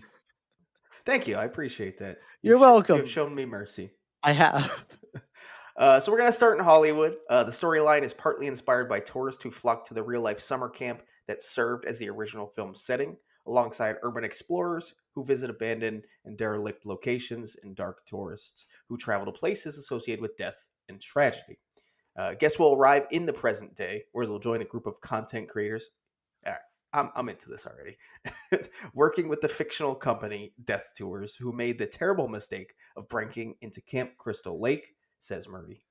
They're making videos, and you're going to see snippets of their videos as you go along. Hello, Graveyard Games. Mm-hmm. Drawing material from the first 8 films, attendees will see iconic franchise locations like the Shack in the Woods, the cabins, the graveyard, and barn, alongside appearances from the young Jason who drowned, Sackhead Jason, Jason in the hockey mask, as well as the 6th and 7th film versions of that, where he's just a rotting corpse with maggots. I win. You don't, because you don't see Hollywoods. I don't care. I can watch a video of it because that means that Orlando will probably also have the 6th film. Yeah, fair. True. Are we surprised by how much access to this universe they had? Not anymore, because I feel like in the last couple weeks or months, a lot has come out on how open it is now. But like months ago, I was saying they can't do anything. Yeah. And it sounds like they can basically do anything. Yeah, right on. I like that though, because I hate when things are restricted. Like when Beetlejuice was like very restricted before the second one came out for no reason. Like people like these characters, they sell merch, they sell anything, even when they don't have movies coming out or that are relevant. Let them live. Mm-hmm. Mm-hmm. And let me tell you, this is my favorite like type of shtick that Murdy does. Shit like this, where he's like, what should I do with this iconic slasher? I'm going to trash content creators. I am so excited about that. That is so fucking cool. That original take on it. And like something that would actually happen, right? Like this is, like you said, he's inspired by like this exact thing happening. And he's bringing it into Jason Universe. I think that's so cool. And I think it's going to be a really fun experience. What do we have to do to get the 3 of us as mannequins in this house? John, I've said so much shit. You must hate me at this point. Somehow, I think you have to talk more shit. Was I just too nice? I take back everything I said, John. We have to make the next segment count. Oh, okay. John, if you're listening and you're looking for mannequins, a purple and green haired bitch, just listen to the next segment. She's going to talk so much shit. Oh, yeah. So are these 2. If I'm there, I better have 2 guys, one on either side. We need last minute mannequins of us. Let's go. They could do it. But real quick, let's move on to Orlando as well. You'll see similar locations, and it also is set at the camp, but we're really playing off the new vision that the Jason universe has for Jason, the version of the character Greg Nicotero designed. That is the entire front half of the experience, which Ailleo note expands on the idea that Jason can be anywhere at any time. He is relentless. We wanted this to be violent and unyielding, to be the idea that Jason Voorhees appears as a force that is unbelievable. As soon as he's there, you're around a corner, and there he is again. There's Jason. He's there. It's very claustrophobic experience that exploits Jason's size and scale as you're moving through the house. I mean, based off the house location, we kind of figured that part. If the first half is intense, the second half will be brutal. Sauls and Ailleo tease, noting that HHN goers will walk through an oversized Jason hockey mask before they face down a gauntlet of Jasons from across 8 films. I'm sorry, what are we going to do? Okay, when I read that earlier, I convinced myself Murdy said that. I convinced myself. That's for us? Did we switch houses? Like, did something happen? And the treatments got, like, swapped? I will say, early on, well, this was just, like, rumored. We were like, listen, if Hollywood is probably going to do better on this house. And I got to say, from what we're hearing, if I had to hype the 2, Hollywood's ahead. That's for sure. They mentioned Jason Lives. That already. We mentioned a giant hockey mask. We will walk through an oversized Jason hockey mask. So Duff, here's what we do when we do the Six House this year. We bring our Panthers jerseys. And we do a little hockey photo shoot, back-to-back champs. Can we just hang out here for 5 minutes? Is that okay? Please, I'll slip you a 20 if we can just do a little photo shoot. They're like, this is a phone down section. Oh my god. They don't want anyone to see this. You know what? Fuck yeah. Why the hell not?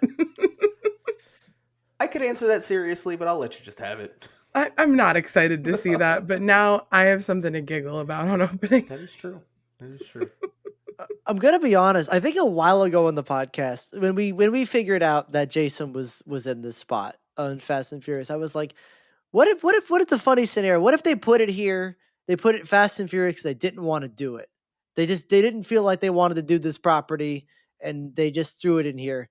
We're like, no, that can't happen. It's Jason. Everyone loves Jason. Now I'm reading all this information going, maybe my theory might have been right. I don't know. I think it might have been right, Jonathan. Yeah.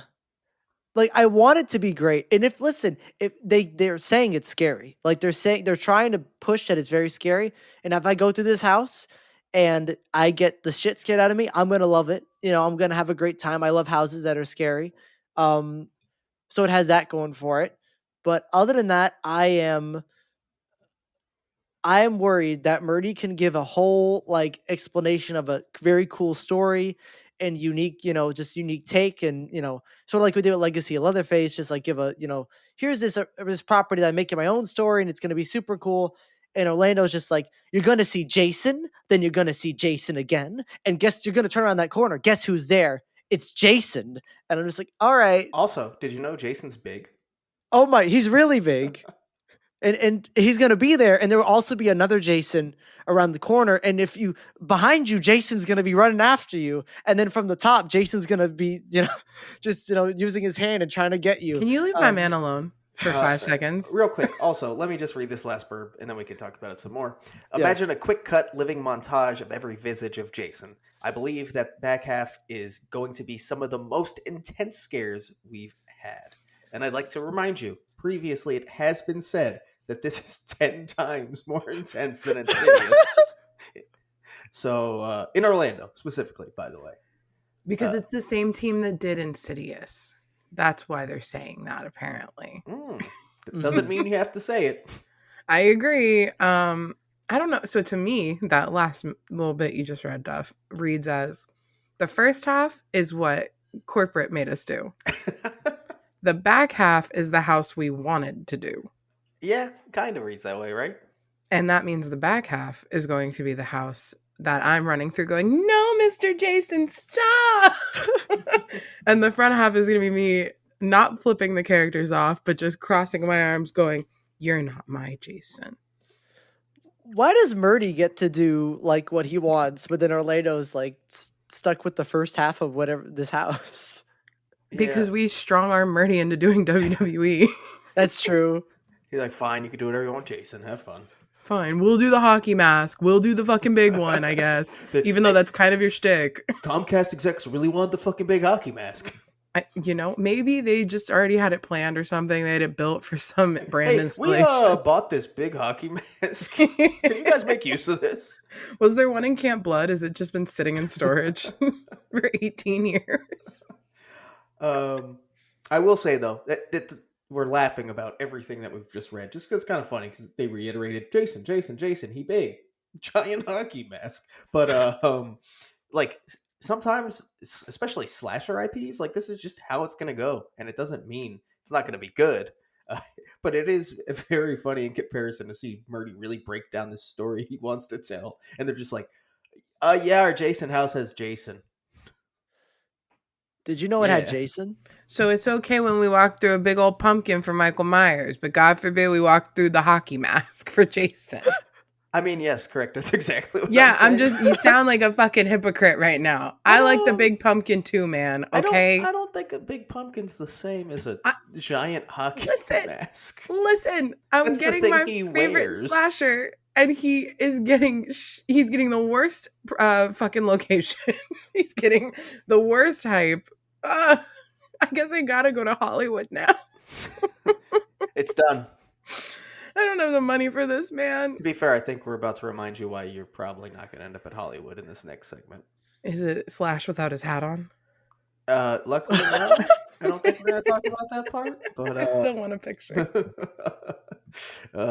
Somehow worse, probably. For anyone that says we don't talk, we don't talk any bad about Orlando. We just had a whole segment. And also that we don't talk good about Hollywood. I'm praising Murdy right now. I think that's the fucking coolest Jason concept you can have. Mm-hmm.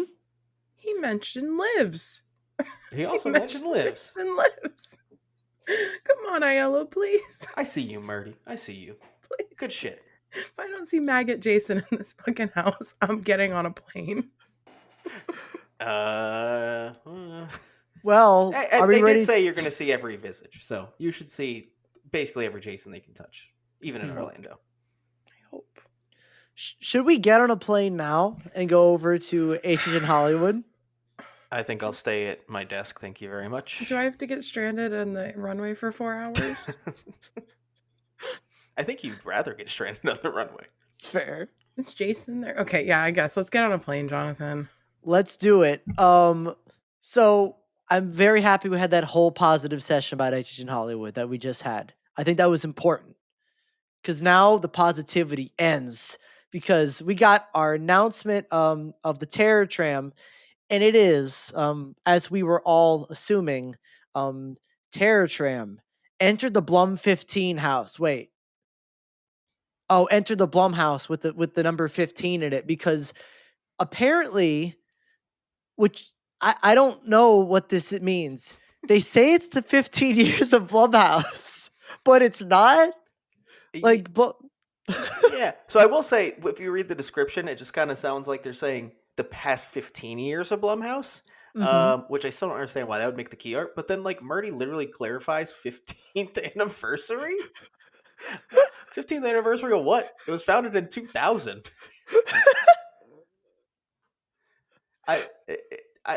What is he talking about? Like, and someone asks, like, hey, why is Blumhouse coming back? He's like, it's the 15th anniversary of Blumhouse. It's like, what do you mean? It's not, though. Like, what does the 15 come from? I don't. Wait, and like also, 15 years ago, it wasn't at HHN, so it's not like an HHN Blumhouse anniversary. Like, no. And if this is the past 15 years of Blumhouse characters, you wouldn't. I don't think you'd advertise that on the name of your house, calling it 15 years of Enter the Blumhouse 15. Like, that doesn't make sense. Like, it's what a weird. Let's get to the key art. I have to get to the key art of this because we have the Terror Tram at the bottom, and we have 3 characters featured. And 3 of these characters were at last year's Terror Tram. We have the Purge, the Statue of Liberty lady. We have the Grabber, though he is from the second one because he's all snowy. He's a ghost grabber. And then we have Megan. The 3 main characters on this key art here. And then moving into the actual description. It says, the most terrifying Blumhouse villains of the past 15 years are taking over the Terror Tram, and they're all coming for you. The diabolical Megan, the Grabber from Beyond the Grave from the Black Phone 2, the Ruthless Killers from the Purge franchise, the Blissful Butcher from Freaky, the Babyface Killer from Happy Death Day, and more. None of those characters that they mentioned, unless you count the Grabber because he's a ghost, was not on last year's Terror Tram. They all were there, every single one of these characters, and it's just like, what the fuck? I don't know how you guys feel about this. Do I have to say it? Yes. I don't. You want a mannequin, right? We all want mannequins. No, I don't want this at all. None of it. Oh no, mannequins in a house that John Murdy kills. I do want that. Correct. I there's nothing there's nothing negative to say. Like, I just don't want to talk about this. I have zero interest in the return of the Blum Tram, especially calling it the 15th anniversary That's an anniversary of nothing. Like I don't. What? Tell me what it's an anniversary of. It's the 50th anniversary celebration. It's having a quinceanera. Phenomenal. Love it. Oh goodness. There also was an announcement video, which was just it was a tram, and on the tram video was just Blumhouse, all static, different Blumhouse stuff. Ma wasn't on there. That was disappointing. Ma was on the Terror Tram when you rode up. They promoted Blumhouse films that had Ma on there. That was funny. She wasn't on the static. Yeah. Enter the Blum 15 house. That's what I'm calling it. Are we ready to get into the epic details of this immersive experience at HHN Hollywood? Do we have to? Actually, I think if I leave you guys now, I can make the late showing of weapons. So maybe I'll just let you guys handle it from here. How about that? Nope. If I have to suffer, so do you. So it starts with this 15th anniversary celebration. What will offer a different slate of horrors centering on past and upcoming titles. So it's not even just the past 15 years of Blumhouse; it's upcoming titles of Blumhouse. After hijacking the Universal Parks computing system and security protocols, Megan will serve as the tram host, welcoming guests first into a living trailer for Black Phone 2, a winter nightmare featuring different iterations of the sequel's version of the Grabber, before attendees are transported to the Further, where all the doors are red doors, and all the different demons and ghosts from that franchise are going to be attacking. That's a new movie that wasn't on the last tram. Yeah, because they had a house. Yeah, they have the costumes. How's that going to work on a tram exactly? Badly. Okay. Thanks for clarifying. It's going to be the motel set doors stuff. Oh, yeah. That totally is going to be great. And those are all the red doors. Can't wait. Yay. Have fun. Like the thing about Insidious that makes it actually like scary is that the environments are dark, and you're sort of like our house, like it's super dark. They can control the environment. You can make it a little cold. Like shivering. Sort of like your spine is shivering, all that stuff. And they're just in tight environments. It's scary. I don't think those characters can just run around willy-nilly on a tram and can work. I actually don't think they can. I don't think there's a way it's not silly. Yeah, I mean, I don't even know if silly is the word I'd use. Just, like, not good, maybe, is the word I'd use. I think everything's kind of silly. Yeah, you literally do. Yeah. I do. But yeah, I don't know. That's not all, guys. There's more. Don't worry.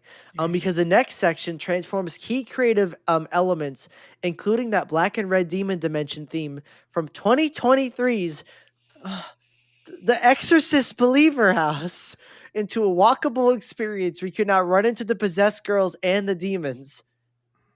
I thought it was already a walkable experience. That was a house. So that's the walkway after the Psycho house. Yeah, that would make sense.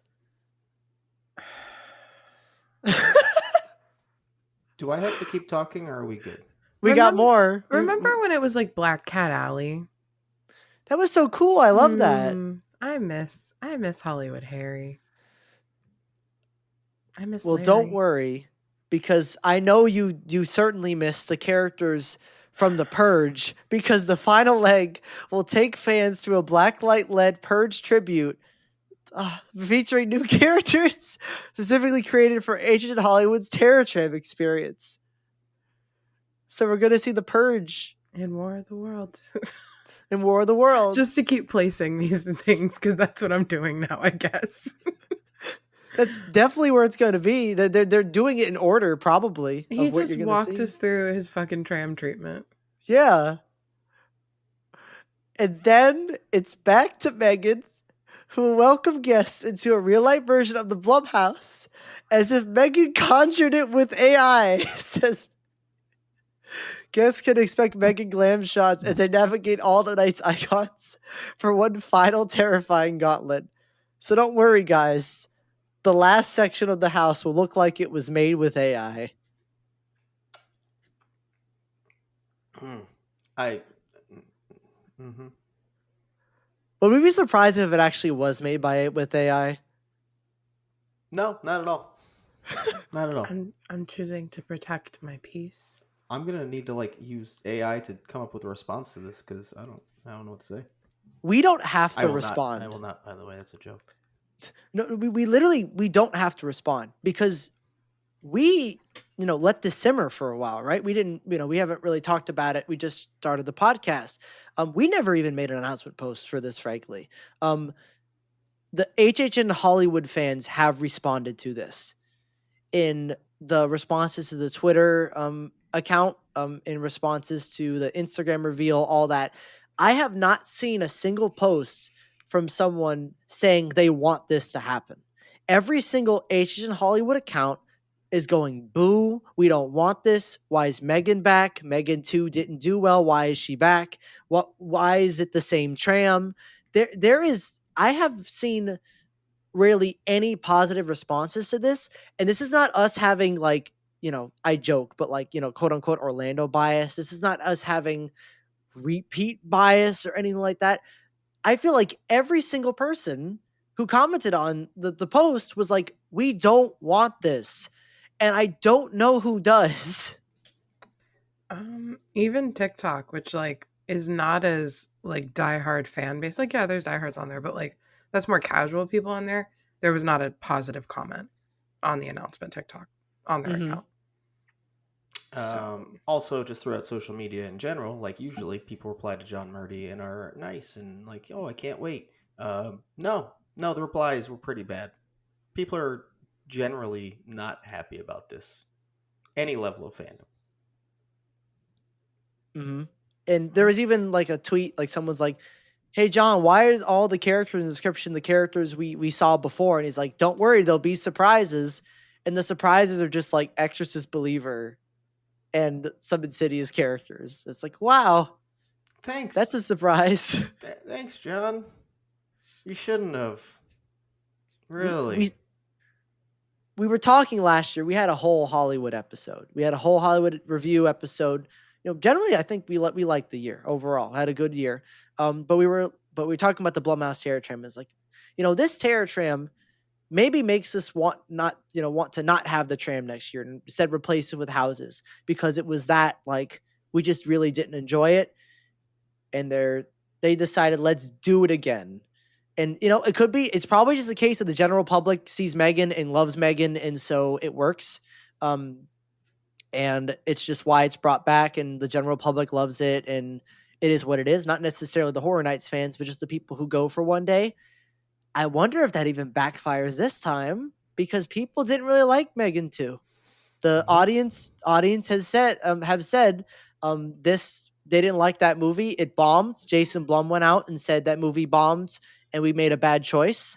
And I wonder if putting all their eggs in the basket in Megan, especially with her being basically the face of the tram, could end up backfiring this year. I mean, I don't know if it even matters.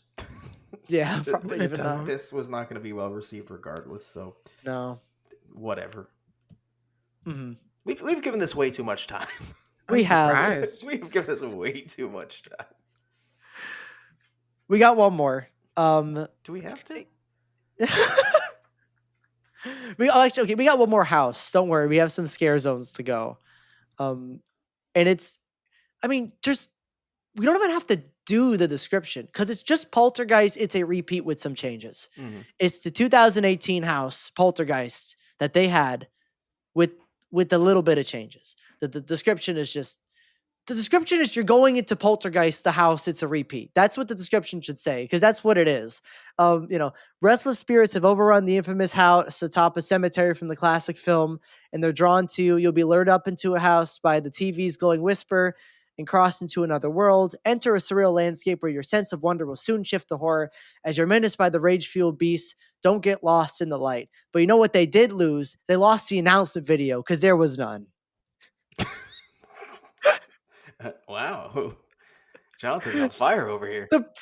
The property that the whole gimmick is that there's a static TV and a girl trapped in a TV, and there's so many images of the video getting closer to TV in a bedroom, and, you know, her like, you know, doing, you know, like putting her hand against the TV. This property was the one that made the most sense with the way these announcement videos have been going, and they're like, nah, we're good. We're okay. We don't need an announcement video. It's just like, all right. They wasted time and money on making a tram announcement video that I thought was a waste, personally, because it wasn't in a room, and I get it, it was on the tram, but like, it could have just been in a room. You could have followed the same format. I didn't like that it was on the tram. It also didn't need an announcement video. No. It really didn't. Not a singular one. You know what could have used one? Poltergeist. Yep. Whatever. Remember that really cool Killer Clowns one they had a couple years ago? That was great. So good. I'm trying to find positive things to say, but I just can't find them about 2025. God damn it, Murdy. I have one. I don't know if it's super positive, but positive compared to what I'm going to say about anything else that we're talking about right now. This is obviously a repeat. At least this is a repeat from 7 years ago. Yeah. True. I think, Very true. obviously, I'm like, I already saw this. So I'm not going to be super excited for it. But there are now a lot of people that did not see this at this point.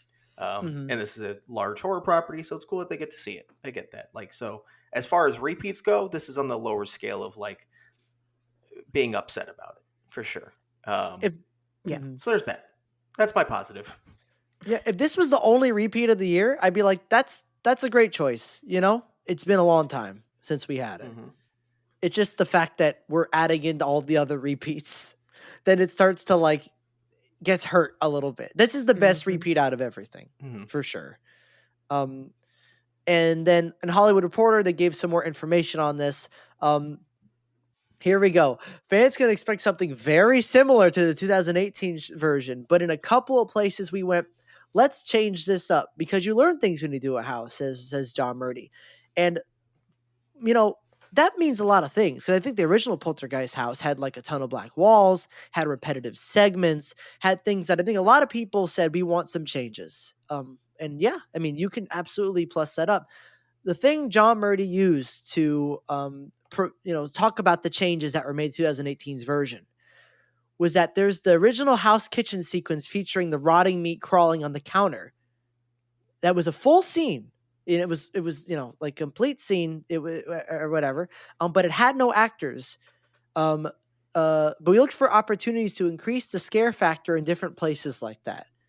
So it's just like there was a scene without some actors, so we added some. Out of all the things you could have said, we took away some black walls, not the section with the guy with his face like tearing off that lasts for like 3 rooms. We took that away and replaced something. It's like, no, we added an actor to a room. And it's like, good job. I'm so happy. It's going to help. If you don't know anything about this house's reception in the past, is overall that it was a solid to good house, but a frustratingly large scene of black walls was noted in this house. So yeah, hopefully they do fill that in, but John didn't bring anything like that up. No, he didn't. Just an actor. And like, this isn't even playing on the black wall joke in Hollywood. Like, everyone who we went through this is like, yeah, there was just this really weird section where it was like black walls and more black walls. For like 20 minutes, it just kept going. So yeah, Poltergeist, it's back. Who would have thought? The facade hasn't looked exactly like that for 4 months now. Another point to Kevin. Ding. I still got my one. You do. I'm going to ride that one until next year. Kevin's lead is cut to 37-1. That's okay, because guess who doesn't live out there? Me. So my handicap helps. Fair. With your handicap, you're up 39 to 37. Love you, Kevin. Jonathan, do you just want to take us to the scare zones then? Yeah, let's go through these. Our entrance zone, chainsaw clowns. Description says a lot of people are terrified of clowns. Well, we've decided to give chainsaws to an entire troop of evil clowns. You're welcome. This is a repeat zone. This description is repeated. I've done this zone before. It's a repeat. What year was this? This is 2022, I think. Mm. This was 31 for Orlando. So yeah, 2022. Yeah, I mean, even if you don't call it like a straight up repeat, it's like a concept they've. But is it like the exact same? Like it says the same words and everything? It's a same description. That's crazy. It was called something different though, right? Maybe. I think I'm gonna look it up now. I feel like it just had a different name. It probably did, but I remember that. I remember that description. Yeah, clown saws. Yes. Oh. Clown Okay. saws. That's what it was called. There we go. It had a worse name. And yes, it has the same exact description. Oh no. No. These are evil clowns. Back then they were demented clowns. Oh, I can't believe I missed that. Damn. Wow. Chainsaw Clowns, music by Slash. These are different. But they still said you're welcome. So that's very kind. It did. Well, at least the following zone, which is in the sort of the main zone area with the fire towers. I mean, likely, but that's how they didn't confirm that, but this is how every HH in Hollywood event goes. Carnival of Carnage. Jack the oh wait, he's not here. You got me for a second. I gotcha. The carnival's in town. Step right up and enter a seedy sideshow where murderous clowns make your horrified scream a part of the show. So we have more clowns. So I actually have another positive to say. While these are technically two zones, how long have we said they might as well make these two zones one? Mm-hmm. Basically is. Hell, here it basically is. So I don't know why they even bothered making them different, technically. They should have just fully said, yeah, this is the same zone. But at least it will fully tie together, it looks like. So you did something cohesive. Good job. Damn, I can't say like Ghost Dolls toys this year. No, it's just It's clowns. just Clowns. Clowns. Just clowns. But twosies. Clowns. Twosies. Carnival of Clowns. No, just clowns. Clowns. Duff, do you want to take this next one? Because I need your help. I mean, I think you could have handled this one, but it's Noche de Brujas. Even evil cackling witches from Latin American legends will hunt you.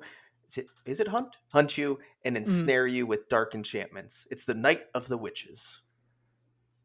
I probably could have. I wouldn't have got the Noche. I would have had the E said wrong. You said it just fine just now. Yeah, I did. Well, because I repeated what Duff said. That's fair. We got to work on this, Jonathan. Yes. You got to do your Duolingo or whatever we're doing now. But this is the exit. This is the sort of the scare zone you exit the now Monstros 3 from. It makes sense that it's censoring around witches because the main theme of Monstros 3 is they said like it's woman monsters, female monsters and all that. It's interesting. Do we have any thoughts on this? I mean, this is in the location where the zone is like actually a zone every year, so and it sounds like a cool enough concept, I guess. Yeah. I mean, like, I'm not gonna be like, whoa, the scare zone sounds amazing, but like, I feel like it's gonna be the level it typically is in that area. So yeah, cool. It's no luchadors, okay? No, very cool concept. This one's a little bit more traditional and standard. Yeah, it's going to be witches. Do we know if this is going to be like a entire female cast or anything yet? It's actually cool. I don't know if it's an entire female cast. Obviously, you can't majority. say that fully, but based off the name and like what they've done in the space in the past, I would not be surprised. Mhm. Fun. Love that. I mean, this is always my favorite zone. I think it's always all of our favorite zones. So Yep. I'm excited to see what it looks like and hear Duff's thoughts. Yeah. I don't know how to talk about Hollywood this year, man. It's weird. Listen, I come back from Hollywood. I'm like, oh yeah, the zones. Yeah, fine. I guess sure. Moving on. Yeah, but I mean, I don't. My only thoughts are going to be through videos this year. So Yeah. It's okay. Oh no, I have responsibility. Fuck. You have responsibilities this year and a camera to bring. Oh, Yeah. Sorry. I don't wanna. Last but not least is Murder of Crowz. They're back. We don't need to read the description. It's just the zone we had last year. I mean, Maybe. Hey, listen, the crows are cool. Yeah. At least we didn't steal them because people were all worried. I told everyone to relax. They're gonna be in Hollywood too. They just made us a second set, or whoever you got them from. We got them from the same place, but Imagine like Ailleo went to Murdy and said, "I'm going to take these," and John Murdy's like, "What?" I'm making As he you walks do away WWE. with the baby in a nest. Bye. That's what I want to know. Custody of a baby crow ladder match when? Ailleo versus Murdy. My money will always be on Ailleo. I'll fight for Orlando in that case too. I'll aid him. Absolutely. And also, Ailleo has Ramon as like a run-in. Ooh, that's true. With the brass knuckles or a chair. I'm not sure which one. A Slim Jim table. When you told me about that branding, I laughed internally for quite a while. And then you saw them in the match. And then no, I didn't, because I only watched the entrance and the ending. Every table was a Slim Jim table the entire night. I love that. It was great. I love that. And that's it. They also announced Purge Dangerous Waters. I don't remember if they announced that before, but it's announced. So we don't know what's in the DreamWorks theater yet. Not yet. Mm-mm. Okay. Yeah. So we're technically missing something from the lineup. And we don't know what like their bar. Oh well, that's not part of the lineup. That secondary bar. I know, but I'm saying like there's still little things that have to be revealed. Mm-hmm.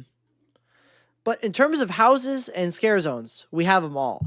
And that brings us to the final question. Just like last week, we announced the final question. The full Hollywood lineup, Scarezones and houses, and Tram, has been announced, revealed. We know everything. Do we even have to say what we think about this? I feel like we've said it enough.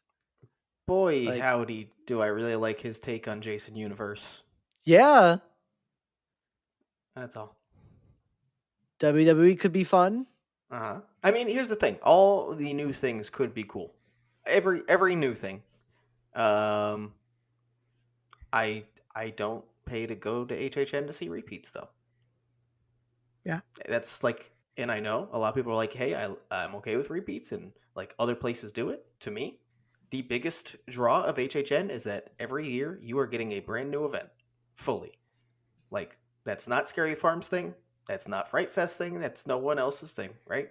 You are getting a 10 new, or in Hollywood, 7, 8, 9, whatever, depends on the year, houses and experiences a year. So getting that many repeats, I'm not going to be excited. Simple as that. And last year, it was all new. Yeah. Which every house was new. Doesn't help my point because it was one of my least favorite Hollywood years, but that's true. That's okay. Yeah. I don't know. I'm not too disappointed to be sitting out. More disappointed about missing Knots this year, but that's just how it's always going to be for me. But God, they got one badass facade brewing back there too. I haven't even seen a picture of it yet, but I have been telling Eugene what it is, and he's big mad right now. I'm literally going to send you a picture of that. My husband's going to be... I know it's going to be there next year, so that's also why I'm not, like, running to see it. But I guess this is a positive about Knots now being under the Six Flags umbrella. I want to hear a live reaction. It's in our group chat. Oh, God. Jonathan, go ahead while she's looking. Oh, no, I'm looking at this. This is gorgeous. Oh, you're looking too? Okay. Fuck. Yeah, look at that thing. Oh, bad man. for me. Good for my husband. Oh, bad man. for me. Look at it. With this hair, I can't walk in there. Oh my God. Oh. Okay. But yeah, Hollywood, I can't wait to see what next year comes. You know what I am excited to see though? I want Murdy's take on Fallout in the Ube venue. I'll end with a positive. Yeah. I think that his Fallout could be really fun. I literally have hope for all the shared IPs in Hollywood. Yeah. Every single one. I think there's potential that, listen, I'm not excited for FNAF on either coast, but yeah. The other four, great. Excited. Yeah. A year full of repeats is never going to entice me. I think the stuff, the shared IPs could be good. Some maybe like Jason Universe could be better. But it's just like everyone has said, it's hard to get excited for something like this that's just a bunch of repeats. And that's it. I'm sad about how many they have. That's it. But hey, listen, if you haven't been going that long, there's a lot of cool shit for you to see. It's a Scarecrow, good year. Yeah. although going to be a little different with the slash aspect, I guess, but mostly the same house otherwise. One of the best houses I've ever seen in Hollywood. Mm-hmm. Poltergeist, very solid house, I guess, overall, and like obviously a huge horror IP. So like, there's good things for you if you just haven't seen them all before. Yeah. Yeah, Hollywood. Yeah, Woo! we did it.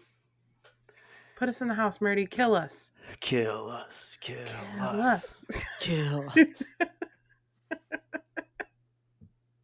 We offer ourselves to you, John. Oh. Not like that. Okay. Oh, Thank God. you. All right. Somebody's going to clip that audio, and I'm not going to like how that lives on. Goddamn YouTube.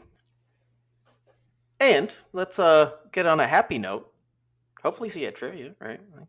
Come to trivia. August 23rd. Half Barrel Beer Project. We're going to have fun and food and drinks and prizes and costume contests and dance parties if you want. I don't know. Shirts. I'm not going to do it, but you can. No, Duff will do a little shimmy. Shimmy, shimmy, shimmy, shimmy. That's shimmy, about shimmy. it. But we'll have shirts. We will. New ones. We will. And if we don't, something went wrong and ignore we said that. Oh, no. Oh, no. Anyways, follow us on social media. That's Twitter, Instagram, and YouTube at HHN365 or TikTok at HHN365pod. Join our Discord. That link will be in the description. Our merch shop is HHN365.com. And if you want to join us here on the show, just leave a voicemail. We'll play it. That's 407-906-4134. And in just 3 short weeks, actually from when you're hearing this, 2.5 short weeks, we will see you in the streets.